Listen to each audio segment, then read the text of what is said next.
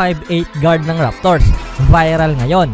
Alex Caruso, pwedeng malipat bago pa man ang trade deadline. At Zach LaVine, solusyon sa paghihirap ngayon ng Golden State Warriors. Ngunit bago ang lahat, kung gusto nyo ng pangmatagalang basketball shoes, new preseason 6 colorway with spike, mabibili lamang sa halagang $3,299.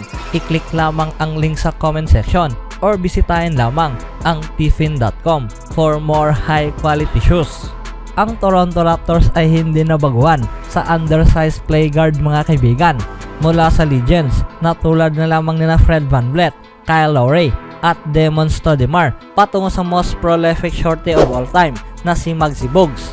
Ang Toronto Raptors ay nakita itong lahat at noong araw ng Martes, ang Raptors mga kaibigan ay pinutol na ang 10 taon mga kaibigan. Sa panahong itong si Markieff Noel ay ang naging first player na mayroong sukat na 5'8" or shorter na siyang umapak sa basketball court simula pa man noon kay Earl Boykins noong huling naglaro nga ito noong 2012.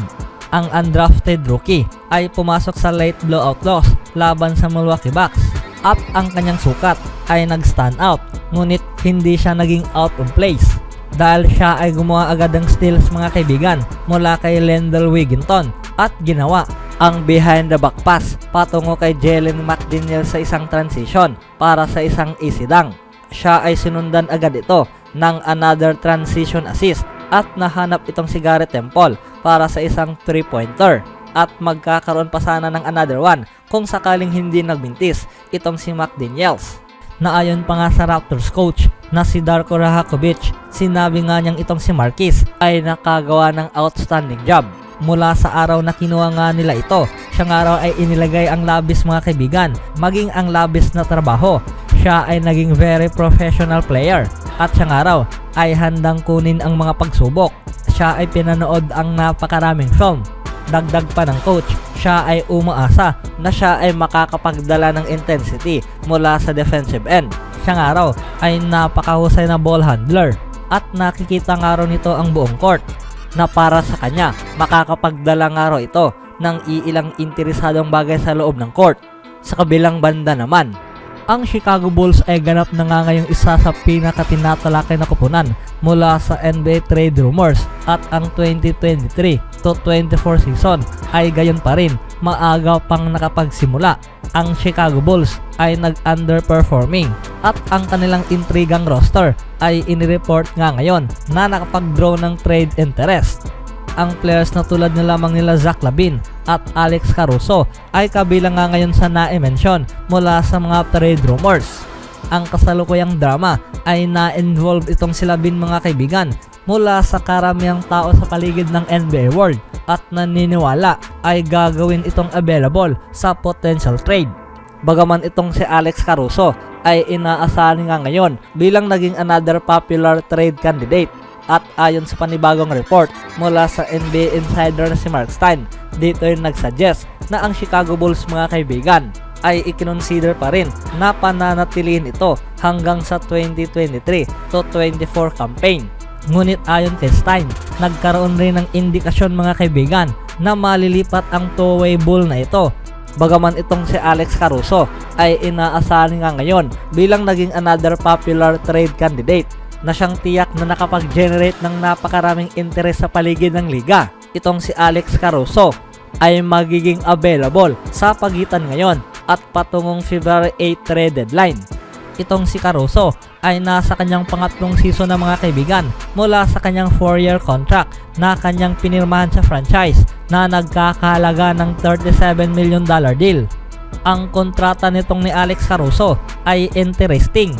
Ang mga kupunan mga kaibigan ay maiintriga talaga kung siya na ay nasa kanyang huling taon na mula sa kanyang deal. Ang extra year contract ay ang tanging pagkakaroon sa kanya na mas maraming kupunan ang kukuha sa kanya. Itong si Alex Caruso ay hindi man isang offensive star, ngunit siya ay kasalukuyang nakakapag-average ng 7.8 points per game mula sa kanyang 23.6 minutes per contest. Itong si Alex Caruso ay naging efficient rin. Siya ay naging quality defensive player na siyang capable para gumawa ng napakalaking impact na gwardiyahan ang mga opponent stars.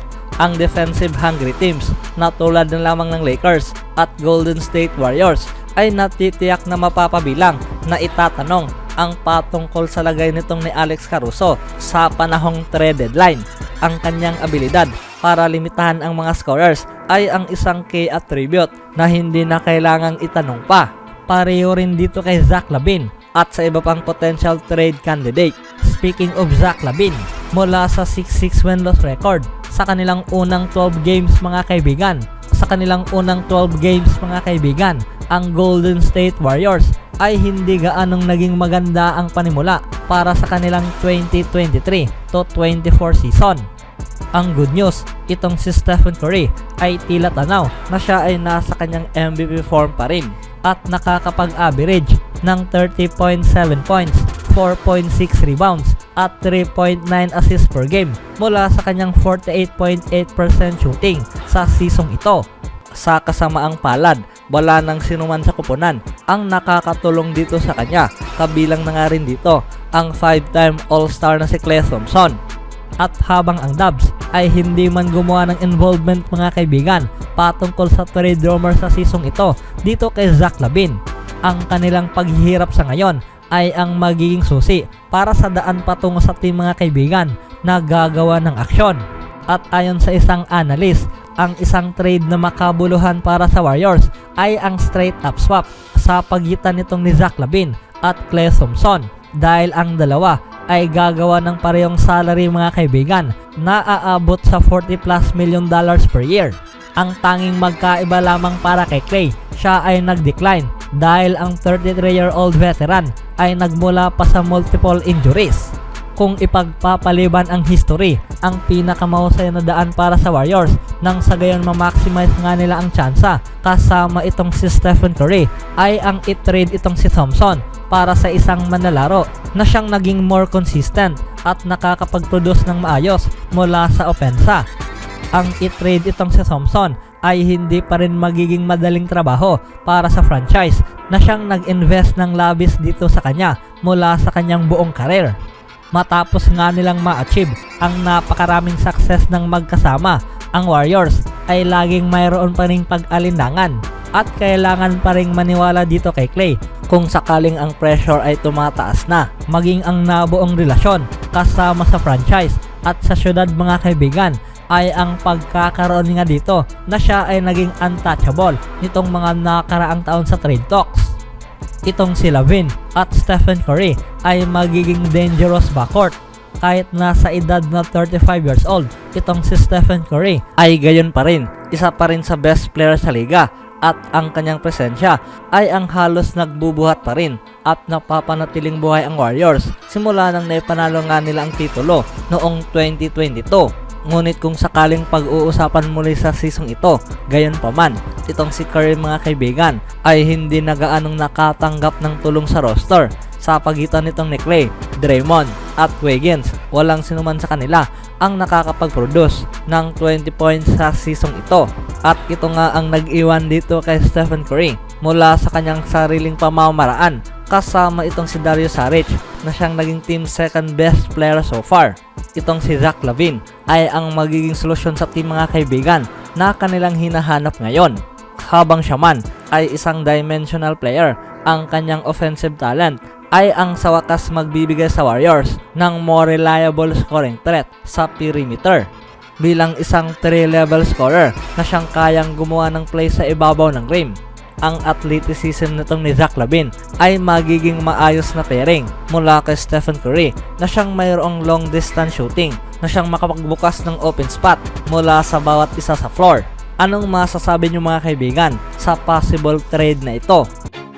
Always do it on my own, so I gotta get through it. And the only thing I know is to love what I'm doing. Never give up, never slow, till I finally prove it. Never listen to the no's, I just wanna keep moving. Keep my head up when I act, head up that's a fact.